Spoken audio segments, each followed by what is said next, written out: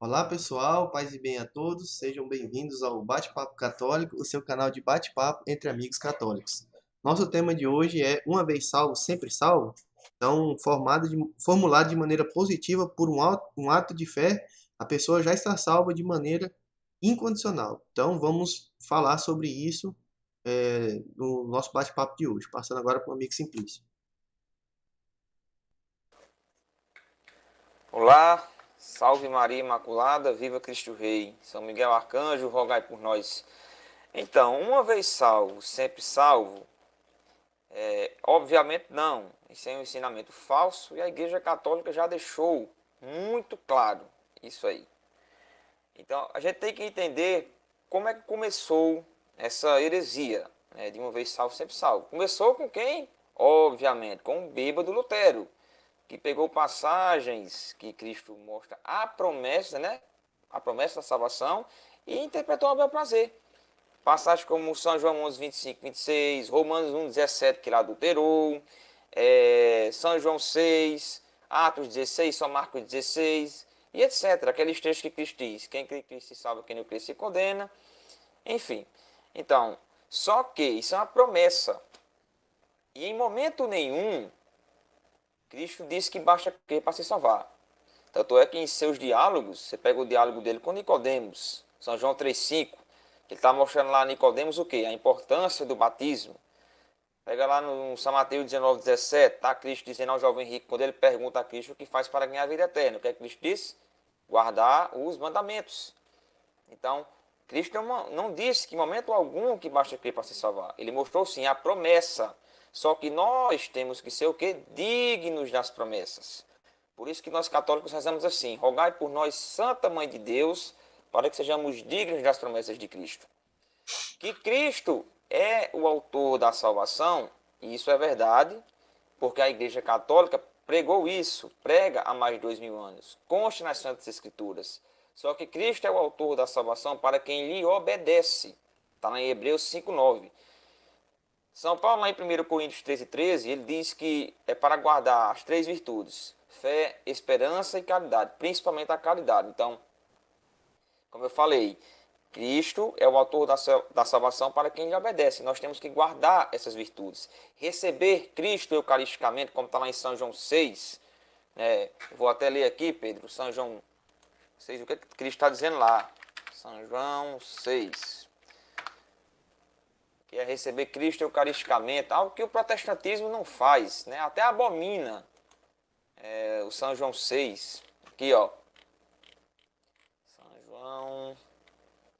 Ó. O Senhor esteja convosco, que Ele está no meio de nós. Proclamação do Santo Evangelho de nosso Senhor Jesus Cristo, segundo São João.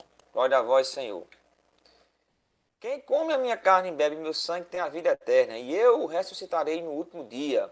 Pois a minha carne é verdadeiramente uma comida e o meu sangue verdadeiramente uma bebida. Quem come a minha carne e bebe meu sangue permanece em mim e eu nele.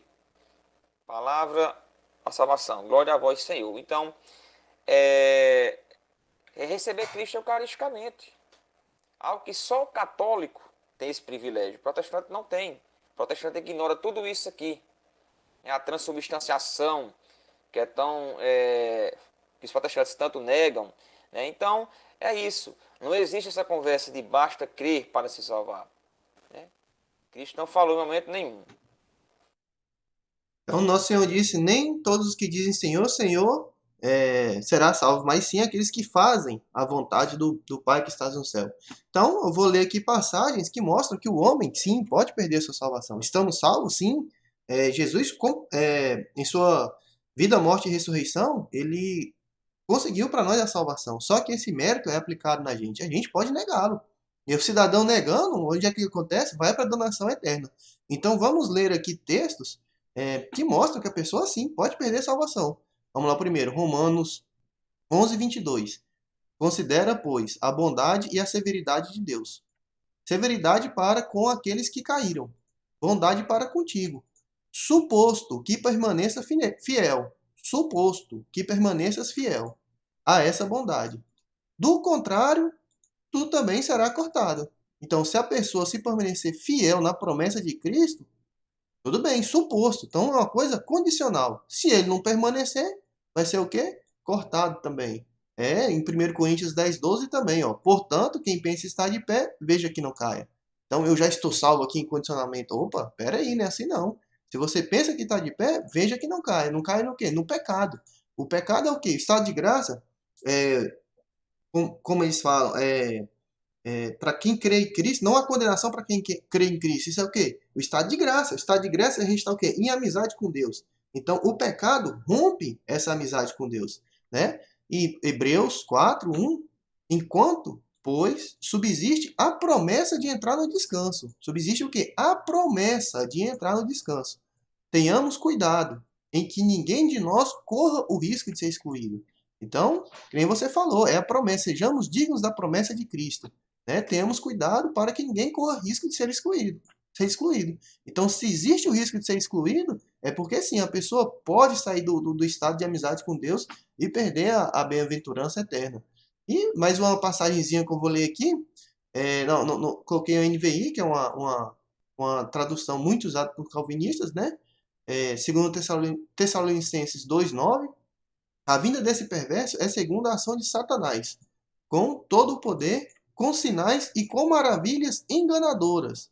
Olha lá, ele fará uso de todas as formas de engano, da injustiça para os que estão perecendo, porque rejeitaram o amor à verdade que os poderiam salvar. Então, pessoas que rejeitaram, né? Satanás não é besta, não ia enganar uma pessoa que possa perder a salvação. Então, ele vai usar de malícias para quê? Para enganar pessoas que rejeitam a verdade que poderia ter salvado. Então, se essas pessoas tivessem mantido nesse amor à verdade, elas teriam alcançado a bem-aventurança eterna. Mas elas rejeitaram, né? Por isso que São Paulo fala, Deus quer que todos se salvem e cheguem ao conhecimento da verdade. É necessário a verdade também. Só que eu posso rejeitar esse amor à verdade. Não, eu não quero. E assim vai a danação eterna. Existe algo chamado livre-arbítrio, Pedro. Né? Então, obviamente, o homem tem a escolha. Começou com quem? Com os anjos. Né? Começou com Lúcifer. Teve o livre-arbítrio, fez a escolha errada, né? Levou um texto dos anjos com ele e deu no que deu. Adão. Por que ele fez o que fez? Porque ele usou o livre-arbítrio. Então, o homem pode sim perder a sua salvação. Inclusive, São Pedro e São Paulo bateram muito nessa tecla. Eu vou ler a carta aqui de São Pedro, segundo São Pedro, versículos 20 ao 22. Ó. Com efeito, se aqueles que reuniram as corrupções do mundo pelo conhecimento de Jesus Cristo, nosso Senhor e Salvador, nelas se deixam de novo enredar e vencer, seu último estado torna-se pior do que o primeiro. Olha só. Melhor fora não terem conhecido o caminho da justiça do que, depois de tê-lo conhecido, tornarem atrás, abandonado a lei santa que lhes foi ensinada. Aconteceu-lhes o que diz com razão o provérbio: o cão voltou ao seu vômito e a porca lavada volta a remover-se no lamaçal. Ou seja, ele está falando aqui de pessoas que em outrora estavam na igreja, viviam no caminho da fé e abandonaram. Está mostrando aqui o momento deplorável dessas pessoas. Lá em São Paulo também, 1 Timóteo 1, 19, 20, São Paulo está mostrando quem? Emineu e Alexandre, que também estavam na igreja em outrora e abandonaram a igreja. Estavam em uma situação deplorável. O mesmo São Paulo, 1 Timóteo 6, 10, está lá falando das pessoas que por amor ao dinheiro abandonaram a fé. São Paulo também, 1 Timóteo 6, versículo 20, ele está lá falando de quem? De pessoas que abandonaram a igreja por uma falsa ciência, talvez seja o gnosticismo aí. Então a pessoa pode perder sim a salvação. E nem o próprio São Paulo estava certo sua salvação. 1 Coríntios 9, 27, ele vai falar de quê? Que castiga seu corpo por medo de ficar de fora. São Paulo. Né? Você mesmo disse aí, 1 Coríntios 10, 12. Fazer a leitura desse... De qual texto? 9, 27, 26, 27. Ligue o fone. 9, 26, 27. Sim, sim. Coríntios. Peraí, deixa eu abrir aqui. Vê que o próprio São Paulo não estava certo da sua salvação, né? E protestante acha que já tem a salvação certa. Olha só que engraçado, né? Chega a ser até absurdo, uma aberração. Aí vamos lá. São Paulo dizendo aqui, ó, 1 Coríntios 9, 26, 27. Assim eu corro, mas não sem rumo certo. Dou golpes, mas não no ar. Ao contrário, castigo o meu corpo e o mantenho em servidão, de medo de vir eu mesmo a ser excluído depois de eu ter pregado aos outros. Então São Paulo não estava certo. Ele está falando aqui de quê? De castigo. O próprio São Paulo dizendo isso. São Pedro, na sua carta, 1 São Pedro 5, São Pedro 5:8, ele está dizendo lá que o cão é um inimigo que nos rodeia como um leão a rugir tentando nos devorar. Então nós temos que tomar cuidado. São Pedro também está dizendo, ó, vigiai, né? Manter firme na fé. Então o homem pode sim perder a fé. Ele pode sim perder a salvação. É óbvio, tem vários casos. Aí um texto, Pedro, que é muito citado, que você também já falou aí, é Romanos 8, né? Romanos 8:1, que ele diz assim: e agora em diante, pois já não há nenhuma condenação para aqueles que estão em Jesus Cristo.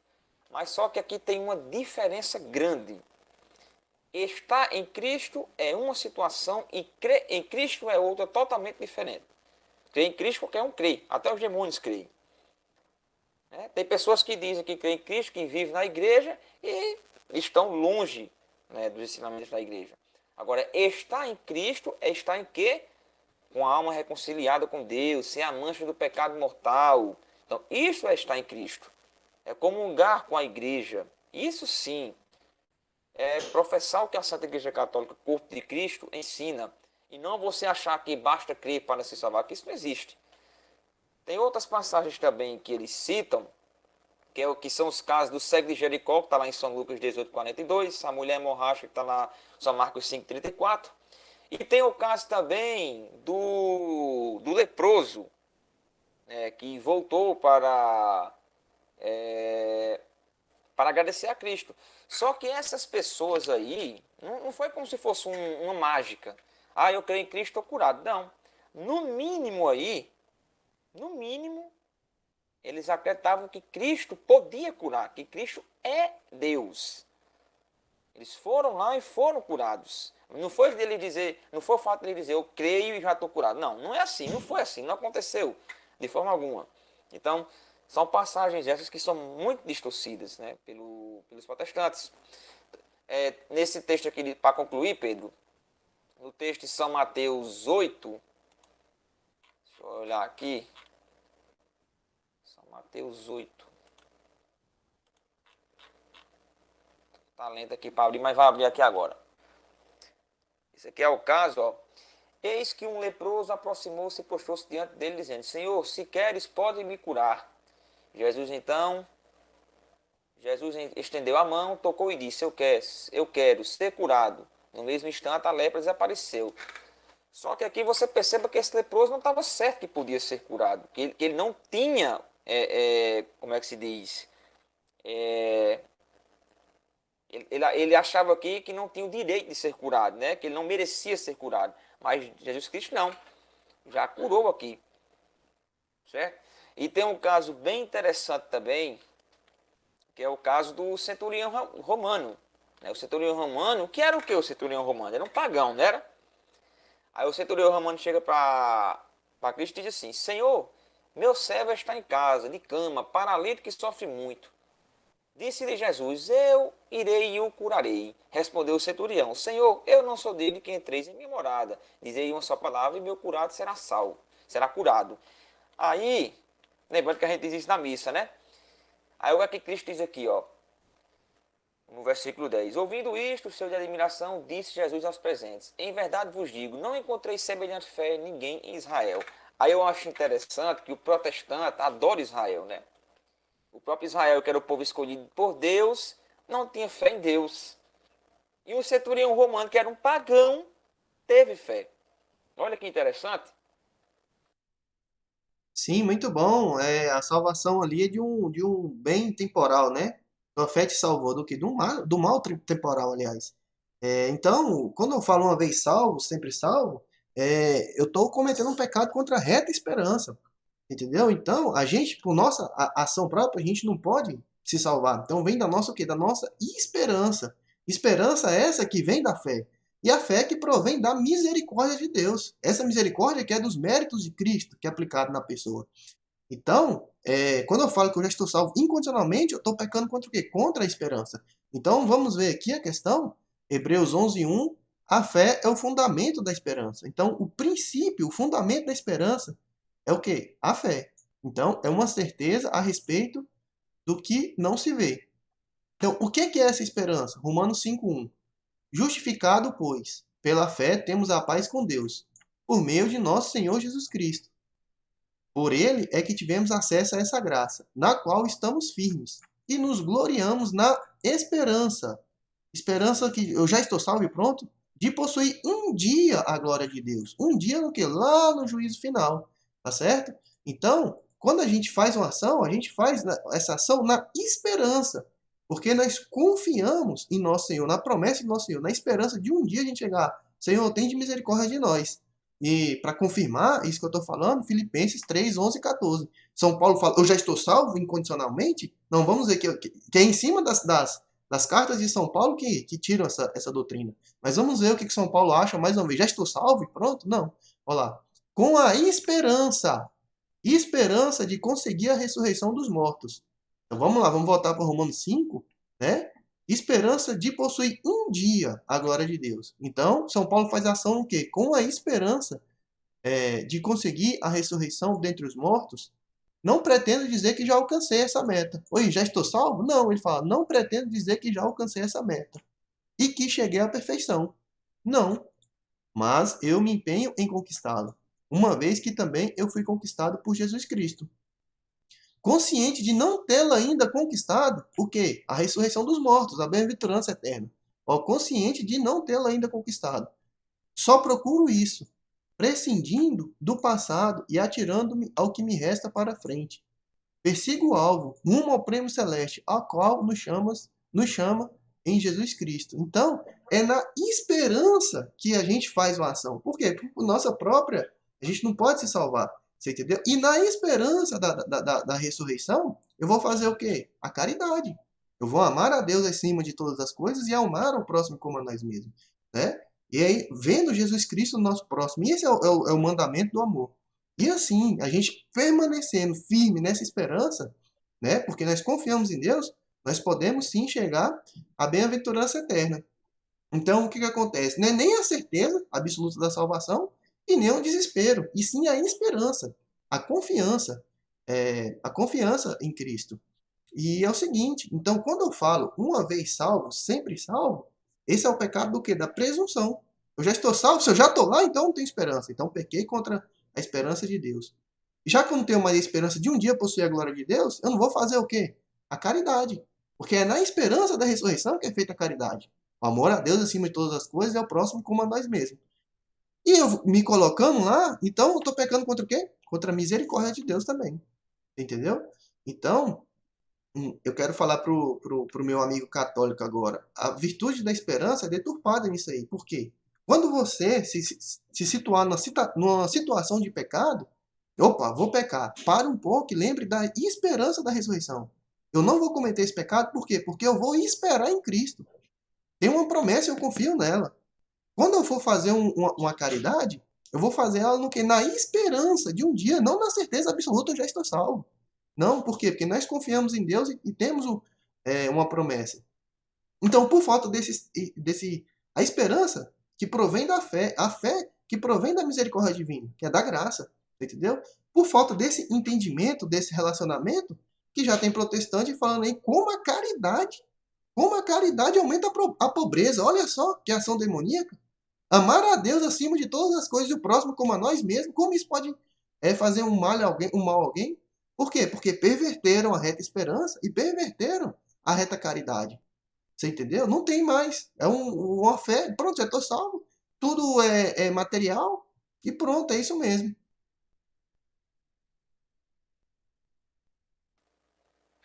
É um absurdo, né, o que eles dizem sobre a caridade, né?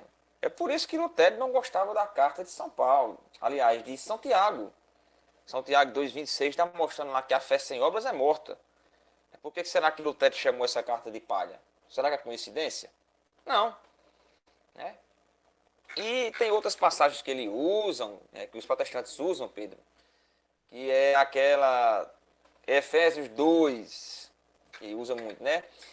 Porque é gratuitamente que foste salvos mediante a fé. Isto não provém de vossos méritos, mas é puro dom de Deus. Não provém das obras, para que ninguém se glorie. Somos obra sua. Aí eles vão ler o 10, né? Somos obra sua, criados em Jesus Cristo para as boas ações que Deus de antemão preparou para que nós as praticássemos. Olha só, né? O que é que São Paulo está dizendo aqui, ó? Boas ações. O que são boas ações? Boas obras, caridade. 1 Coríntios 3,3, como a gente já falou aqui, ele diz, né? Guardar as 3 virtudes, fé, esperança e caridade. Está aqui de novo ele falando. A caridade. Aí o protestante, se for seguir aqui essa lógica deles, né, o raciocínio, Pedro, lê aí pra gente, por gentileza, Romanos 11:20. Romanos 11:20, lê aí, por favor.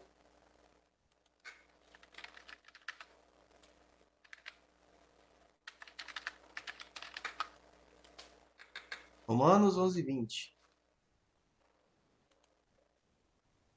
Então vamos lá. Sem dúvida, é pela incredulidade que foram cortados, ao passo que tu é pela fé que está firme. Não te ensoberbeças, antes teme. Aí eu pergunto aí, o que é que São Paulo quis dizer nesse texto aí de Romanos 11:20? A fé pode ensoberbecer a pessoa, né? Dar glória à pessoa. Então, se for seguir o raciocínio do protestante, São Paulo errou aqui em pregar a fé. Já que eles usam Efésios 2:8-9 dizendo que as obras ensoberbecem o homem, então a fé é aqui do mesmo jeito. Então, assim, é só mais uma prova que a Bíblia, realmente, fora da igreja, ela não serve. Tá aí essa bagunça que é o protestantismo. É um bando de lunáticos pregando um monte de aberrações, né, um monte de heresias satânicas, né, sobre as obras. Está aí, infelizmente, né? E, Pedro, o que eu acho interessante é como diz, né? Texto fora de contexto é pretexto para heresia. Tem outra passagem também que é muito usada, que é 1 São João 5, 11, 13. Eu vou ler aqui essa passagem. Cadê aqui? 5, 11 ao 13. E o testemunho é este. Deus nos deu a vida eterna e essa vida está em seu Filho. Quem possui o Filho possui a vida. Quem não tem o Filho de Deus não tem a vida. Isso vos escrevi para que saibais que tendes a vida eterna, vós que credes no nome do Filho de Deus. Pronto, está aprovado aqui que só a fé salva na cabeça do protestante, né? Só que, vamos lá, isso aqui, a gente tem que, como diz já no texto de São Mateus 24:13, será salvo que persevera até o fim. Então, aqui ele está falando algo para o futuro. Estou dizendo aqui que é apocalipse futurístico, pelo amor de Deus. Né? Então, assim, o que eu estou querendo dizer aqui é que ele tem que perseverar. Tanto é que Hebreus 3 aqui, ó, ele está dizendo, ó, cadê aqui? Espera aí, deixa eu achar aqui que tá. Hebreus 3, o quê? Que tá abrindo aqui no meu não, rapaz.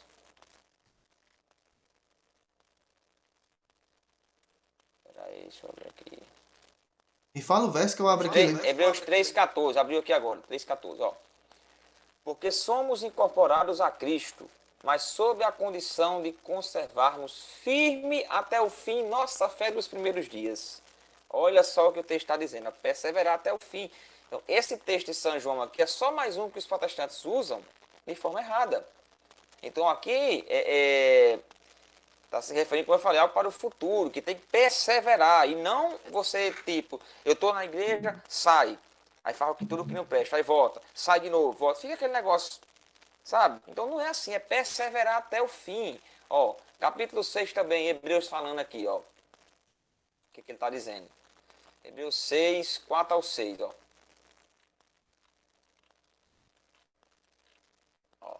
Porque aqueles que foram uma vez iluminados saborearam o dom celestial, participaram dos dons do Espírito Santo, experimentaram a doçura da palavra de Deus e as maravilhas do mundo vindouro, e apesar disso, caíram na apostasia. É impossível que se renovem outra vez para a penitência, visto que, da sua parte, crucificaram de novo o Filho de Deus e publicamente o escarneceram. Então aqui está mais do que claro. Então é um texto que é esse texto aqui de São João, que é usado também de forma errada. Ele não está dizendo aqui que basta crer para se salvar. Isso não existe. Quem crê obedece os seus mandamentos, né? Então, a fé é o princípio da esperança, né? E na esperança a gente faz o quê? A caridade. E aí sim. Então, o processo de salvação é uma coisa que provém do mérito de Cristo, da misericórdia de Deus, que vai nos aperfeiçoando em nossa santidade. Então, é importante a santidade também. Em Hebreus coloca, né? Buscar a todos a santidade, sem a qual ninguém verá o Senhor, né? Então, a gente tem esse processo também de santificação. Santidade é essa que sem ela ninguém vai ver o Senhor, né? Aí eu pergunto, cadê a santidade do protestantismo, né? Eu fico imaginando assim, será que realmente esse povo acredita que os santos, né? Eles não servem a Deus? Será que a gente aqui, a gente faz como os santos fazem, né? Viveram como os santos viveram? Eu fico imaginando isso, sabe, Pedro? Os santos que tiveram uma vida exemplar estão lá. Aí protestantes vêm querer anular isso. Mas é para rir. Chega a ser bizarro. Continue aí, viu? Então, a salvação é um ato jurídico positivo. Falei para todo mundo aqui que eu tenho fé, aceitei Jesus e já estou salvo. Para nós católicos, não. A salvação é um processo de santificação, de perseverança na fé, na esperança e na caridade, que provém dos méritos de Cristo pela misericórdia de Deus. E sem a qual a gente não pode se salvar, sem essa santidade. Então, eu vou fazer aqui a minha consideração final. Então, São Paulo aqui, o 1 Coríntios 1:4. O que acontece? Estava tendo problemas ali, né, de moral forte na primeira carta aos Coríntios, né? Então, São Paulo, um santo, viu o céu, encontrou o nosso Senhor pessoalmente, tá certo? Ele vai falar, eu já estou salvo incondicionalmente? Vamos ver o que São Paulo vai falar mais uma vez. Olha lá.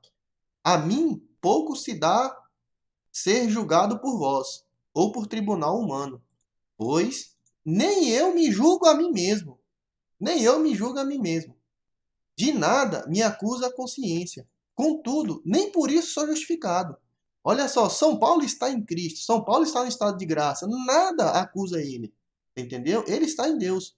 Por isso, nem por isso ele é justificado. Nem por isso ele falou, já estou salvo e já estou lá e pronto. Não.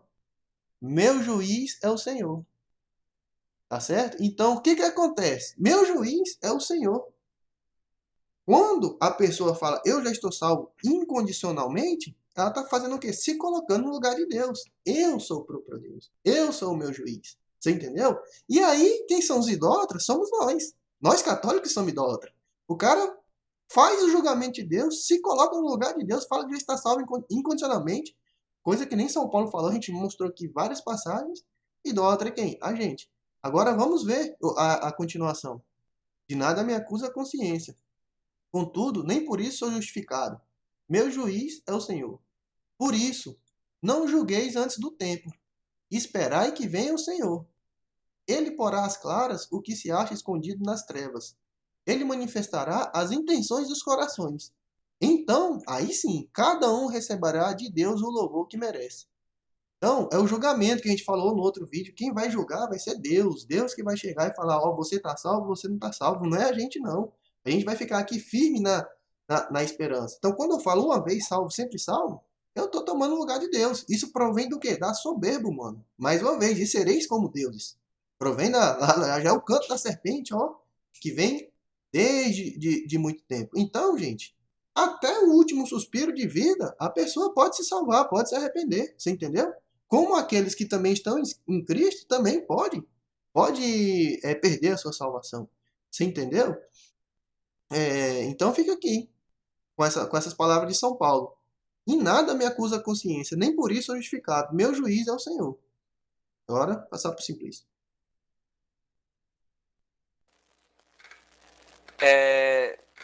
Chega a dar vontade de vomitar, Pedro, quando eu escuto essa questão, aceitei Jesus.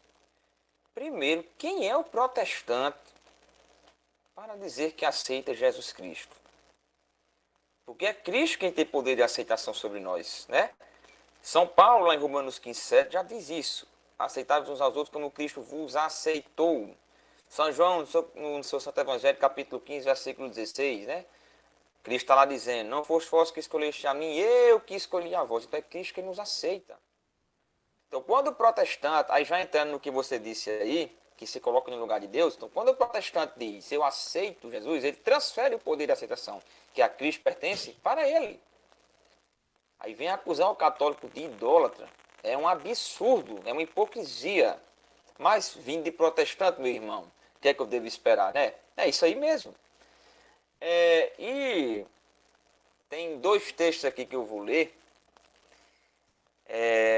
mostrando São Paulo novamente. Olha o que é que ele disse. 2 Coríntios 12:7. Demais. Eu vou ler aqui a partir do 6. Pois ainda que me quisesse gloriar, não seria insensato, porque diria a verdade. Mas abstenho-me, para que ninguém me tenha em conta demais do que vê em mim ou ouve dizer. Demais, para que a grandeza das revelações não me levasse ao orgulho, foi-me dado um espinho na carne, um anjo de Satanás, para me esbofetear e me livrar do perigo da vaidade. Olha só, São Paulo foi esbofeteado por quem? Por quem? Por um anjo de Satanás. São Paulo. São Padre Pio também apanhava muito de demônio. Então, você vê que santos não tinham, nunca disseram, nunca mostraram a certeza que já estavam salvos. Estou mostrando aqui São Paulo, São Padre Pio, entre outros santos. E tem o texto também de São Mateus 25, que está falando lá, ó, eu vou ler aqui, ó.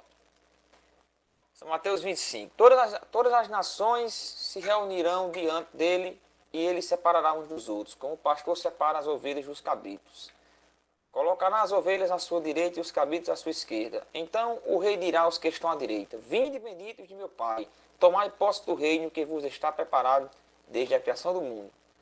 Porque tive fome e me deste de comer, tive sede e me deste de beber. Era peregrino e me acolhestes, nu e me vestistes, enfermo e me visitastes. Estava na prisão e vieste a mim. Os justos te perguntarão, Senhor, quando foi que te vimos com fome e te demos de comer, com sede e te demos de beber? Quando foi que vimos peregrino e te acolhemos, nu e te vestimos? Quando foi que te vimos enfermos ou na prisão e te fomos visitar? Responderá o rei, em verdade eu vos declaro, todas as vezes que fizeste isso a um destes meus irmãos, mais pequeninos, foi a mim que fizestes.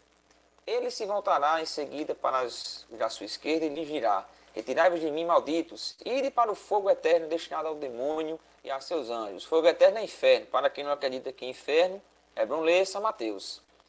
Porque tive fome e não me deste de comer, tive sede e não me deste de beber. Era peregrino e não me acolhestes, nu e não me vestistes, enfermo e na prisão não me visitastes.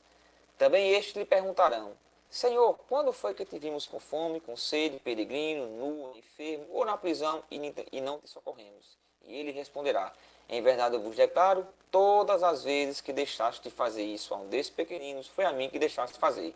E estes irão para o castigo eterno e os justos para a vida eterna. O que é que Cristo está dizendo aqui?